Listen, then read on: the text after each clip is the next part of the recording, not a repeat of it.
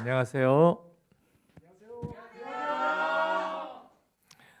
네, 한국의 선한목자교회를 섬기는 유기성 목사입니다. 우리 뉴질랜드는 이렇게 영상으로 온라인상에서 참여하게 되리라고는 생각을 못했습니다. 꼭 한번 직접 뉴질랜드 가기를 원했는데 이런 방법으로도 우리 뉴질랜드 코스타에 참여할 수 있게 된 것에 대해서 기쁘게 생각을 합니다. 꼭 한번 가보고 싶고 또 마음의 빚이 있습니다.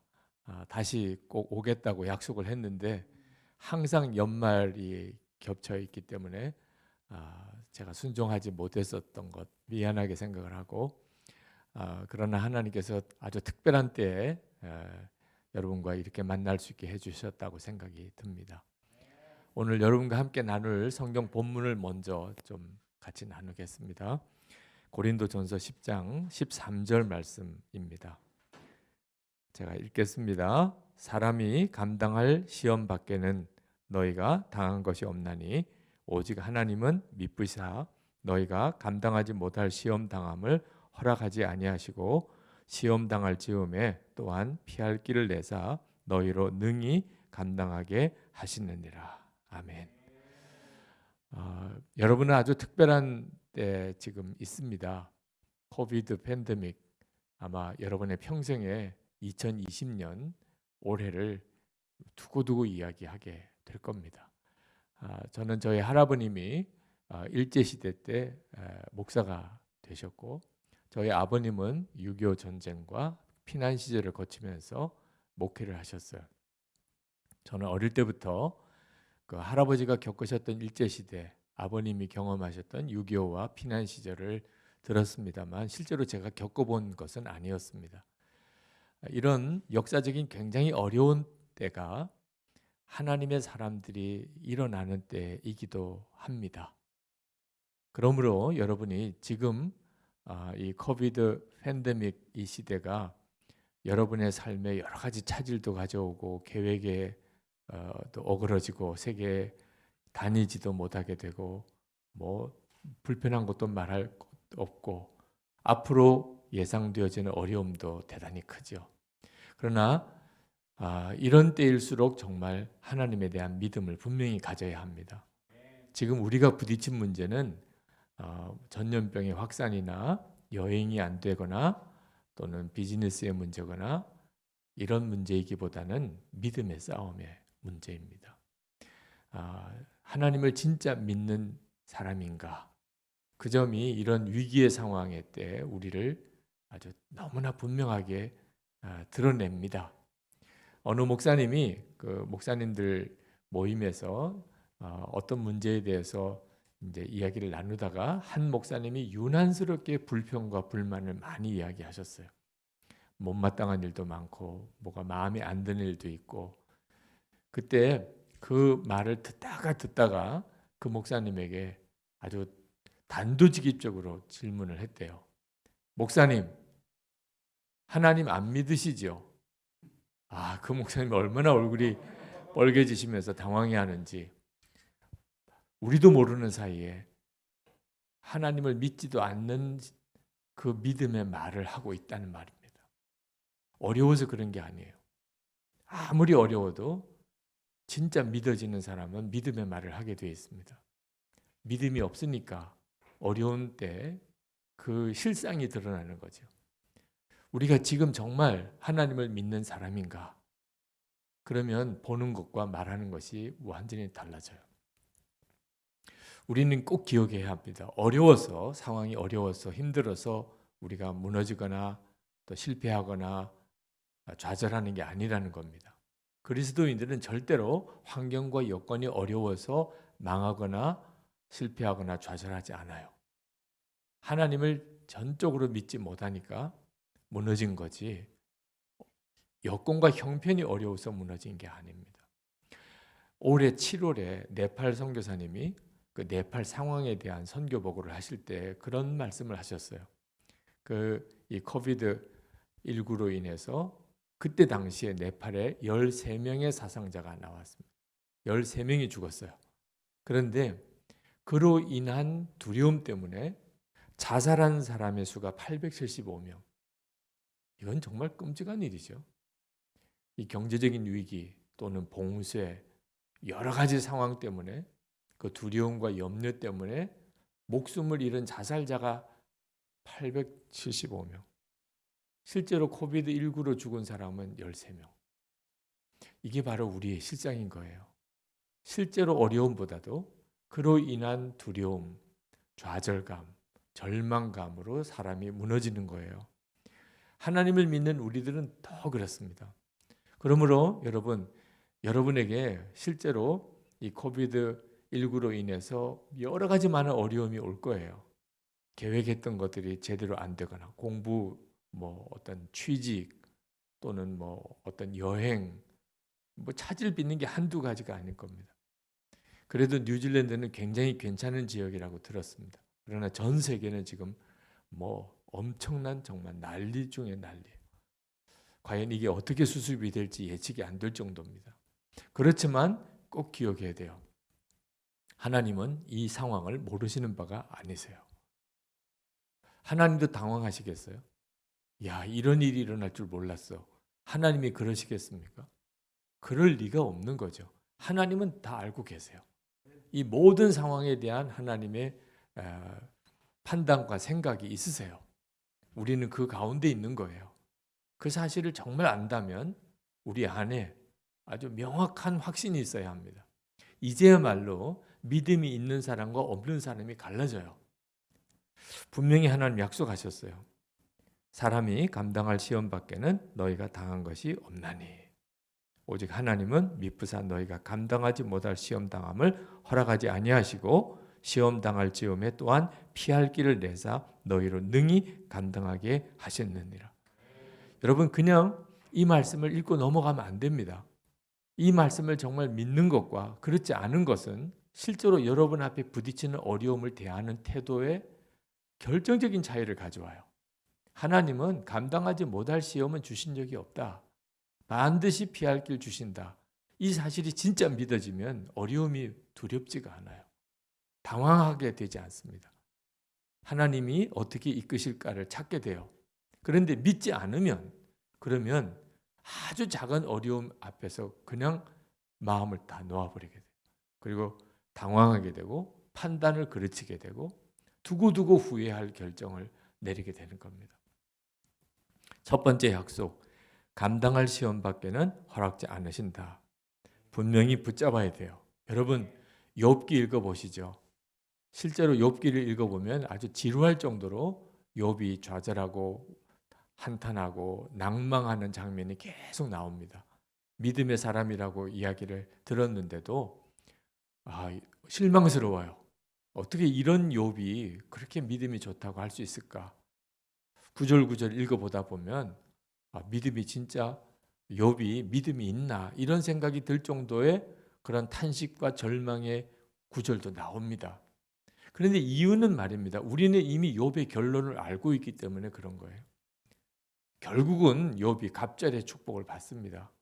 그 원인을 알 수 없는 끔찍한 재앙은 결국은 끝이 오고, 그리고 하나님은 욥에게 갑절의 복을 주세요. 이 사실을 알고 보니까 욥이 불평하고 원망하고 낙심했던 그 표현들이 우리가 생각하기에는 너무 실망스러운 거죠. 그런데 만약에 결과를 정말 알지 못했던 욥에게 있어서는 그건 엄청난 믿음인 겁니다. 그런 상황에서 그 정도로 그칠 수 있었다는 것은 대단한 거예요. 실제로 우리가 어려움을 겪어보면 믿음이 있고 없고는 하늘과 땅 차이예요. 욥만 아니죠. 우리 모두가 똑같아요. 저는 어릴 때부터 그 일제시대 때 할아버님이 그 목사의 길을 가면서 겪으셨던 일, 6.25 전쟁 피난 내려오시고 아버님이 그 피난 시절에 그 이후에 겪으셨던 일들을 들을 때 정말 그건 자득한 옛날 이야기 같지만 한 가지 저에게 주어진 유익은 어려움 때문에 망하는 게 아니라는 거예요. 그런 기가 막힌 고비를 지나고도 하나님이 그렇게 하나님의 역사를 이루시는구나. 성경을 왜 읽나요? 성경을 읽는 이유가 뭔가요? 우리에게 수없는 시험이 오고 어려움이 닥쳐오지만 성경에 나오는 성경의 인물들이 겪었던 일들은 얼마나 어려운 일들이 많습니까? 그러나 결국은 하나님이 책임지시고 극적인 반전을 일으키시고 하나님의 놀라운 영광을 드러내신다는 거죠.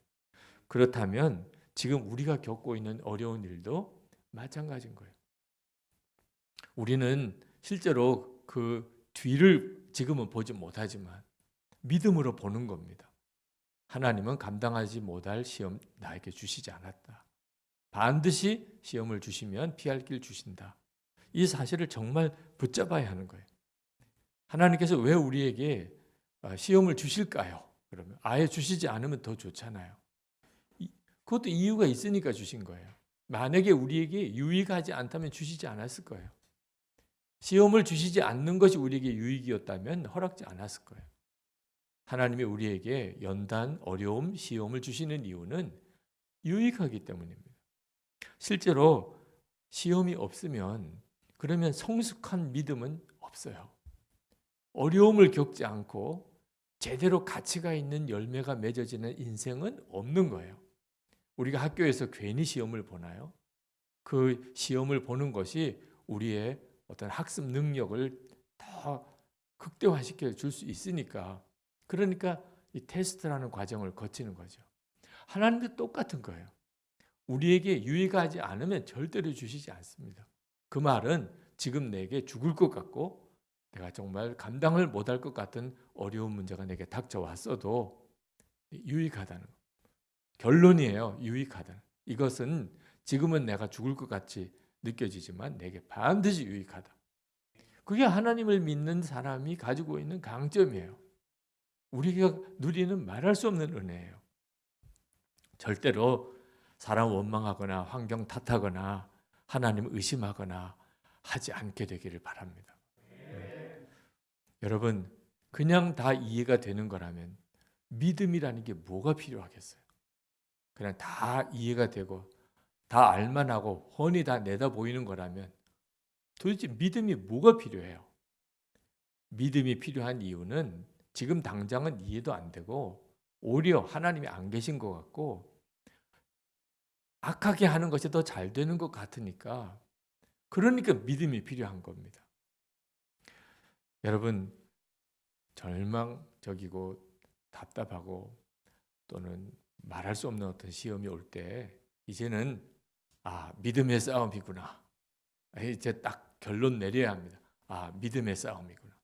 믿음의 싸움이라는 말은 하나님이 안 믿어지는 순간이라는 뜻입니다. 하나님이 안 계신가 봐. 하나님의 약속은 이루어지지 않나 봐. 그러니까 믿음의 싸움인 거죠. 내가 믿을 거냐 안 믿을 거냐, 그 싸움을 하는 거예요.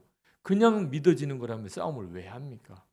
도무지 믿을 수가 없을 때 믿는 것을 믿음으로 싸운다고 말하는 거예요. 그러니까 여러분의 삶 속에 도무지 하나님이 믿어지지 않고 약속도 이루어지지 않을 것 같은 그때가 믿음의 싸움이다. 결심해야 돼요. 자, 믿음의 싸움을 싸울 때 가장 잘하는 것이 뭐냐면 믿음으로 감사하는 거예요. 어차피 하나님이 이루실 것이니까. 다 이루고 난 다음에는 감사할 게 분명하니까 이루어지기 전에 먼저 감사하는 거죠. 유대 전승에 의하면 요셉이 죽기 전에 가나안 땅에 한번 가본 적이 있습니다. 아버지 야곱이 죽었을 때 장례를 치르기 위해서 가나안 땅에 다시 한번 가보죠. 그때 요셉이 자기가 구덩이에 빠졌던 곳을 지나갔었다고 해요. 그리고 자기가 빠졌던 구덩이를 봅니다. 그때 요셉은 무슨 생각을 했을까요? 그때 형들에게 의해서 구덩이에 던져지고 죽을 것 같은 절망감, 두려움, 거기서 정말 밤을 새면서 울고 소리 지르고 했던 그 끔찍했던 그 자리, 사실 뭐 가보고 싶기도 하겠습니까? 그런데 요셉은 그 자기가 빠졌던 구덩이에 가서 거기에서 절하고 그리고 하나님께 감사했다고 그래요. 사실 그렇죠. 거기에 구덩이에 빠졌으니까 애굽의 총리가 된 거죠. 그때 그 기가 막힌 절망적인 상황이 시작이 되어서 요셉의 인생은 전혀 다른 길이 시작이 된 거니까 깨닫고 보니까 이 구덩이에 빠진 게 감사했다 그거죠. 그러니까 유대 전승에는 요셉이 거기서 하나님께 감사하고 제사했다고 나옵니다. 자, 여러분, 이것은 우리 모두에게 똑같아요. 그러니까 어려울 때 그냥 감사하는 거예요. 감사로 도장을 찍는 겁니다.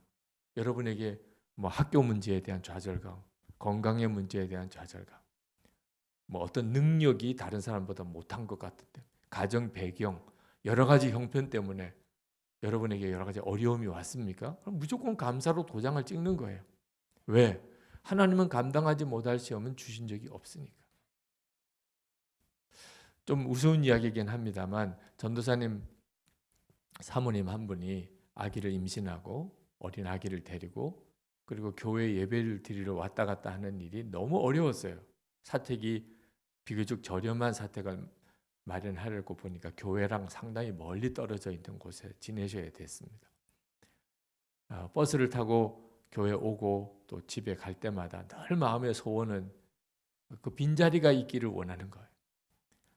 그래야 조금이라도 조금 편안하게 왔다 갔다 할 수 있는 거예요. 그러나 항상 사람이 많았어요. 간혹 누가 중간에 이렇게 내리려고 자리에 일어나면 그 자리를 앉고 싶은데 항상 그 옆에 있는 사람이 앉는 거예요.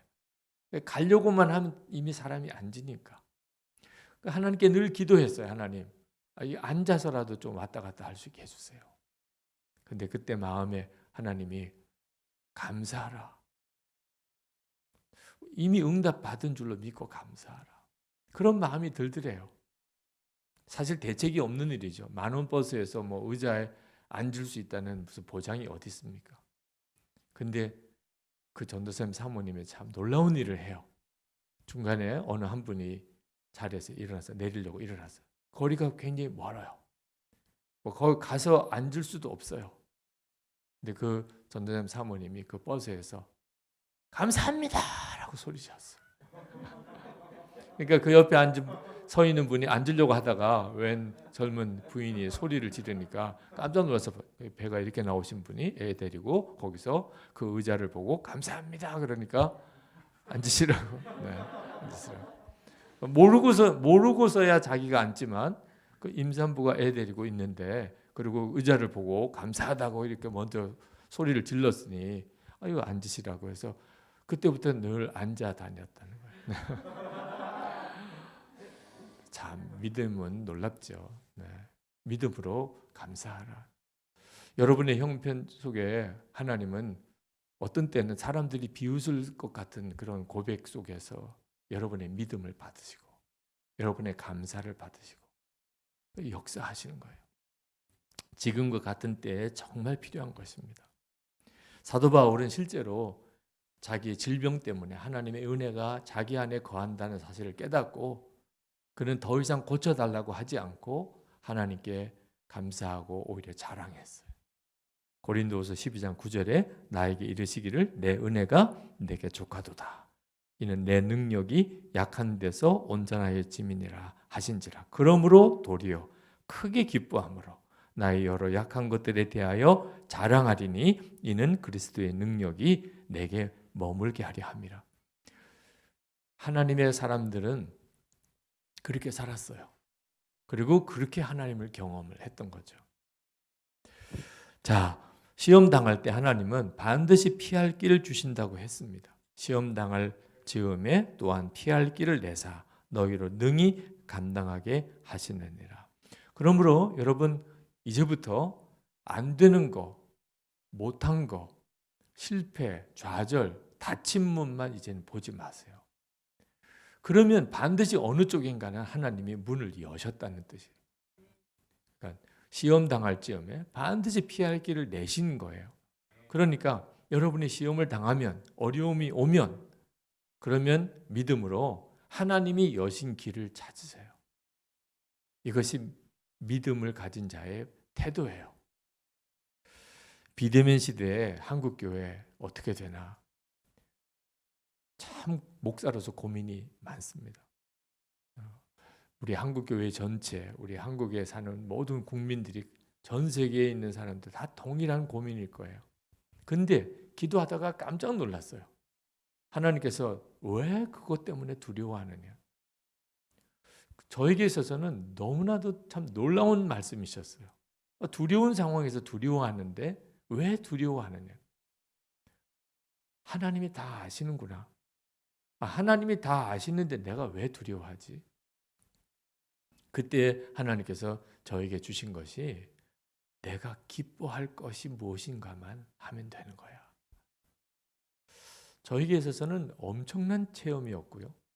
그리고 그때부터 저는 어디서든지 이 말씀을 권합니다. 여러분들이 여러 가지 어려운 일이 꼭 이 코비드 팬데믹 상황만 아니고도 여러분의 삶 속에 여러 가지 어려운 일이 있을 거예요. 지금도 여전히 기도 제목이지만, 그러나 하나님께서는 두려움으로 기도하기를 원하지 않습니다. 그럼 뭐 해야 되는 거죠? 도대체 어디에 열린 문이 있다는 거예요? 사람마다 다 다를 거예요. 그렇지만 한 가지 공통적인 것은 있어요. 지금 이 상황에서 하나님이 기뻐하실 일이 뭔가?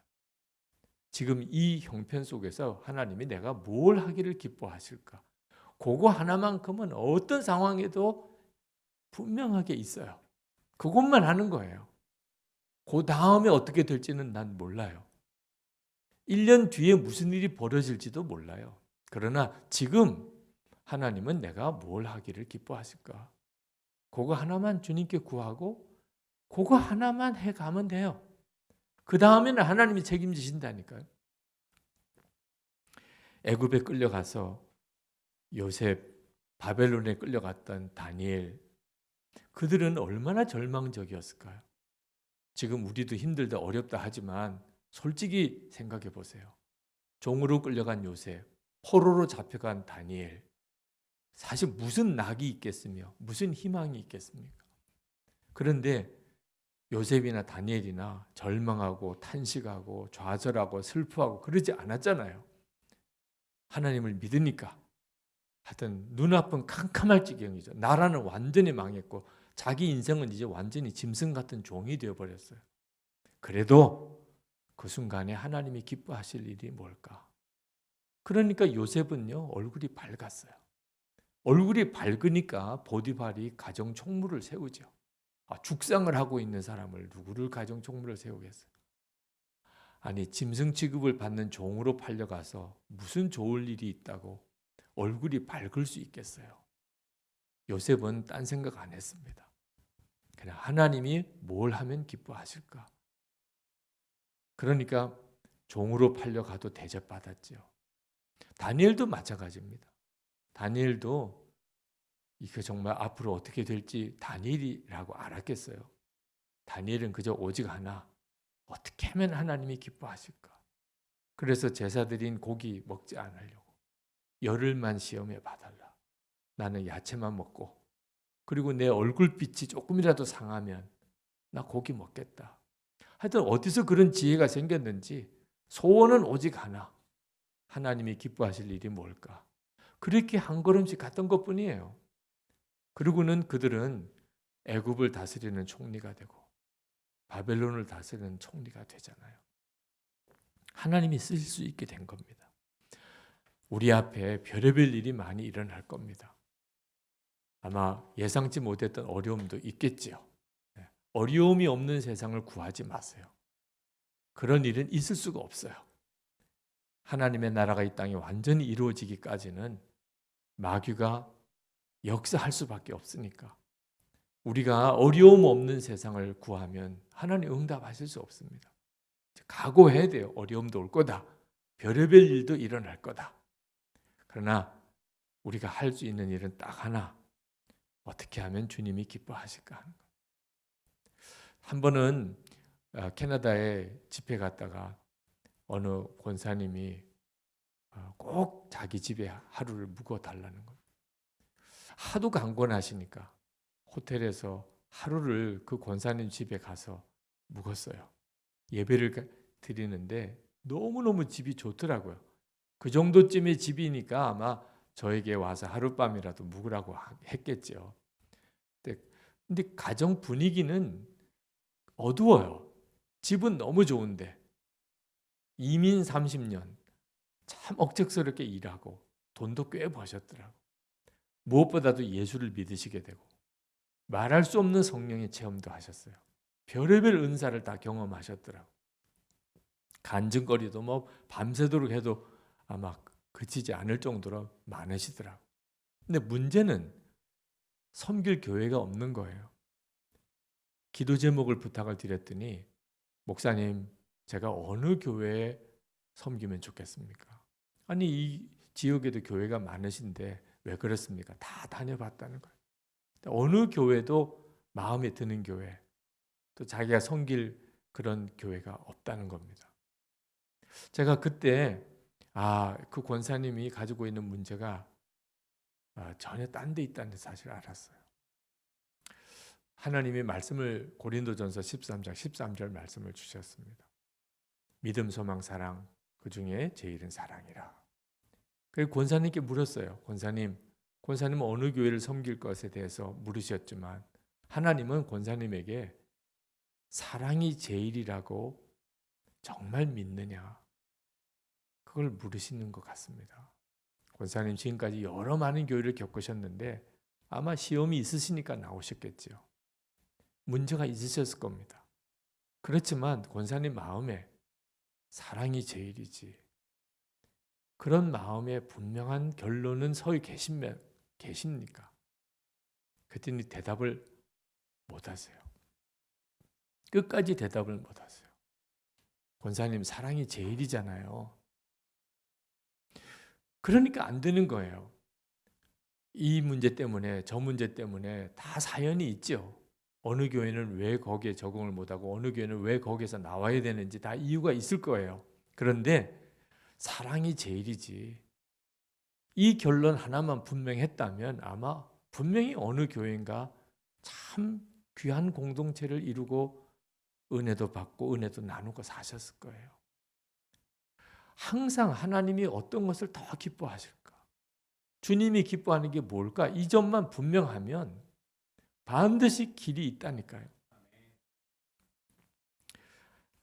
고린도전서 10장 13절 말씀 한마디, 시험 당할 때 우리가 이제는 끝났다 절대로 생각하지 말라. 시험 당할 때 하나님께서 반드시 피할 길 주신다. 절대로 절망이야, 이제는 포기해야 되겠어, 안 되나 봐, 그런 말 하지 말라는 뜻이에요. 제가 선한목자교회에 목회하면서 가장 어려웠던 위기가 심장 쇼크가 왔던 일이 있었어요. 교회 건축 부도가 나는 그런 위기에 부딪혔을 때예요. 뭐 엄청난 부채가 많은 교회 예배당 뒷수습을 해야 되는데 어느 날 더 이상 교회 재정으로 이자도 갚을 수가 없는 처지에 몰렸습니다. 근데 그때 미국 집회가 있었어요. 교회는 부도나기 직전인데 미국 집회를 가야 되는 마음도 참 무거웠습니다. 장로님들에게 비상 대책을 부탁을 드리고 그리고 미국 집회를 끝내고 잊어버렸어요. 그 시차가 바뀌고 아주 짧은 시간 내에 집회도 해야 되고 여기저기 사람도 만나다 보니까 교회의 문제에 대해서 나도 모르게 잊어버렸어요. 한국 오는 비행기에서 생각이 났어요. 한국에 간다, 집에 간다, 얼마나 좋아요. 그런데 갑자기 심장이 칼로 찌르듯이 통증이 오는 거예요. 숨을 못 쉬겠는 거예요. 부도가 난다. 이제 돌아가면 이제 부도가 현실로 딱 내게 다가온다. 내가 담임 목사인데 이 모든 걸 수습해야 된다. 갑자기 그 생각이 스트레스로 오면서 저에게 쇼크같이 왔던 것 같습니다. 저는 거기서 그냥 죽는 건가 이런 생각까지도 했었어요. 가슴이 오그라들고 숨은 못 쉬겠고 지나가는 스튜디오스에게 뭐라고 부탁할 수도 없을 정도였어요. 근데 그때 외마디처럼 제 입에서 나왔던 이야기가 죽었다는 거였어요. 나는 죽었습니다. 지금까지 그 고백으로 몇 번을 살았던 것 같아요. 근데 참 놀라웠게 정말 통증이 쫙 사라지는, 살았구나. 숨이 쉬어지면서 근데 순간 그때 오는 마음이 교회 부채가 해결된다. 믿음은 참 놀라운 거예요. 믿어야지가 아니고 믿어지는 거. 그러니까 믿어질 때 그게 믿음인 거예요. 근데 그 순간에 정말 믿어지는 거예요. 그 아무 근거가 없어요. 뭔가 해결되는구나. 얼마나 정말 마음이 편안해지는지 빨리 돌아가고 싶더라고요. 근데 그 순간에 마음에 그렇다면 담임 목사는 뭐 하는 거지? 이게 다 하나님이 해결해 주셨고 주님이 부채도 해결하시고 교회 문제도 해결하신다면 내가 담임 목사인데 난 뭐 하는 거지? 그래서 그때 하나님께 어린애같이 질문했어요. 하나님, 그러면 담임 목사인 저는 뭐 하는 건가요? 그때 너무나 분명하게 하나님이 주셨던 답이 사랑하는 거지. 그때가 이제 비행기가 막 이륙할 때인데 그 앞에 의자 손잡이를 잡고 정말 많이 울었어요. 기뻐서도 울었고 부끄러워서도 울었고. 그런 거구나. 그동안에는 목회를 내가 하는 줄 알았고 부흥도 내가 시켜야 되고 교회 문제도 내가 해결해야 되고 건축도 내가 해야 되는 줄 알았는데 담임 목사니까. 근데 사실은 그건 다 하나님이 하시는 거. 저는 사랑만 하면 되는 거예요. 장로님 사랑하고 부교육자 사랑하고 교인들 사랑하고 교인들 만나는 사람 사랑하고 그렇게만 하면 되는 게 담임 목사가 하는 역할이라는. 그러니 얼마나 행복한 일입니까? 그것도 모르고 목회한 게 또 얼마나 창피한 일입니까? 그랬던 경험이 저에게 있습니다. 여러분 지금도 우리 모두가 다 힘들고 어려운 문제들이 참 많은 때이지만 하나님이 진짜 기뻐하실 일은 그렇게 별로 많지가 않아요. 진짜 사랑만 하며 사는 겁니다. 주님이 기뻐하실 일, 매 순간순간 주님이 기뻐하실 선택만 하며 사는 것. 그리고 지나고 나면 그게 피할 길이었어요. 시험 당할 때 반드시 피할 길을 주신다. 그리고 그 일이 간증이 되는 거죠. 여러분, 지금 코비드 팬데믹 상황에서 뉴질랜드도 만만치 않으실 겁니다. 항상 우리에게는 어려움이 많았었지만 하여튼 2020년은 유난히 더 큰 어려움이 옵니다. 이렇게 전 세계가 겪는 어려움입니다. 아마 하나님이 작정하시고 무슨 일을 하고 계신 모양입니다. 이때 여러분 절대로 마음이 무너지지 않아야 합니다. 우리가 가지고 있는 것은 하나님을 믿는 믿음이잖아요. 주님은 우리와 함께 계시고 절대 두려워하지 말고 항상 하나님이 기뻐하실 일이 무엇인가만 찾으며 가시기 바랍니다. 완벽한 답이 됩니다. 기도하겠습니다. 하나님, 오늘도 주님을 찬양합니다. 한국에서 그리고 뉴질랜드에서 동시에 하나님을 찬양합니다. 이런 기가 막힌 코스타를 할 수 있는 일, 2020년 팬데믹 상황이니까 경험되어지는 일이기도 합니다. 우리가 예상했던 일도 아니고 우리가 계획한 일도 아닙니다. 하나님, 그렇습니다. 이런 일들이 앞으로 계속 일어날 줄 믿습니다. 우리가 생각했던 일, 우리가 잘 알던 일들은 하나같이 다 못하게 되고 전혀 예상치 못했던 새로운 일들이 벌어지고 있습니다. 주님의 흐름을 잘 따라가게 하소서. 탄식하고 원망하고 두려워하고 절망하지 않고 지금도 함께 하시고 우리를 인도하시는 주님을 오직 따라가게 해 주옵소서. 전 세계 코스타사에게 새로운 눈이 열리고 이전에는 상상도 못했던 엄청난 역사가 일어나고 전 세계에 영적 대각성이 일어나는 일에 코스타 사역을 사용하시기를 원합니다. 그동안에는 여러 여건 때문에 코스타에 참석하지 못하던 이들이 온라인 상황에서 함께 참여할 수 있는 새로운 길도 열어주시니 감사합니다. 하나님, 특히 뉴질랜드 코스타, 뉴질랜드에 있는 우리 한인교회, 사랑하는 우리 모든 목사님들, 사랑하는 우리 성도들, 하나님의 손에 부탁합니다. 그 땅에 그 땅에도 하나님이 기름 부음이 임하고 영적인 대각성이 일어나게 하시기 원합니다. 주를 바라보는 눈이 새롭게 열리게 되기를 원합니다. 은혜의 역사가 한국에서 뉴질랜드에서 세계 곳곳에서 일어나게 하여 주옵소서. 주 예수 그리스도의 이름으로 축복하며 기도합나이다. 아멘.